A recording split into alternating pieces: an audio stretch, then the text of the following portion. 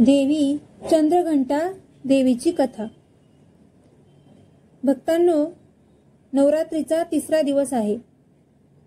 माता चंद्रघंटा देवीचा त्यांच्या रूपात शौर्य, पराक्रम आणि तेज यांचं अप्रतिम मिश्रण दिसतं। त्यांच्या कपाळावर अर्धचंद्र असलेल्या घंटेच्या रूपामुळे त्यांना चंद्रघंटा म्हणतात।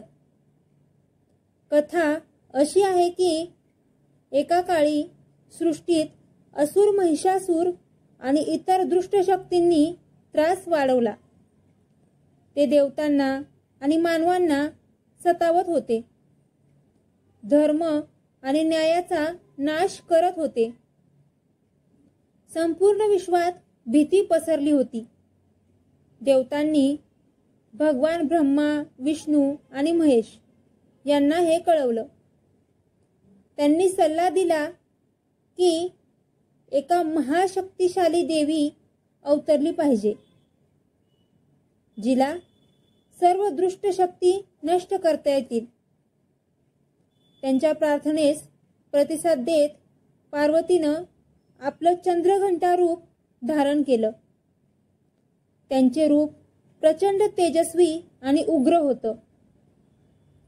त्यांच्या 10 हातात त्रिशूळ, गदा, तलवार, धनुष्यबाण, कमंडलू, पद्म आणि आशीर्वादासाठी हात होते। त्या वृषभवाहिनी म्हणजे बैलावर आरूढ होत्या।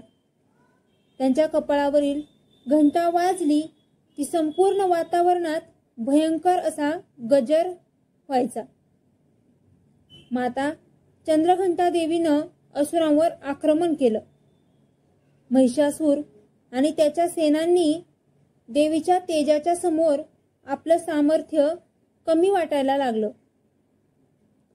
शिवाच्या आणि ब्रह्मा विष्णूच्या आशीर्वादानं देवीनं असुरांचा संहार केला। संपूर्ण विश्वात शांतता परत आली। धर्माची पुनर्स्थापना झाली। भक्त म्हणतात की जो कोणी नवरात्रीच्या तिसऱ्या दिवशी माता चंद्रघंटा देवीची भक्तिभावानं पूजा करतो, त्याच्या जीवनातील संकट दूर होतात, भीती नाहीशी होते, धैर्य, पराक्रम, विजय आणि सुख समृद्धी त्याच्या भाग्याला लाभतात। माता चंद्रघंटा देवी मणिपूरक चक्राची अधिष्ठात्री मानल्या जातात। त्यांच्या कृपेने साधकाला आत्मविश्वास, संयम, ज्ञान आणि दिव्य सामर्थ्य प्राप्त होतं। या दिवशी केलेली पूजा संपूर्ण नवरात्रीतील साधनेचा आधार बनते।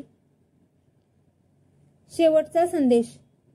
भक्तांनो, चंद्रघंटा देवी ही आपल्याला आपल्या भीतीवर विजय मिळवण्याची आणि जीवनातील अडचणी दूर करण्याची शिकवण देतात।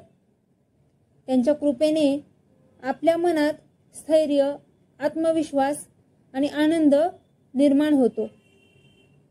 धन्यवाद।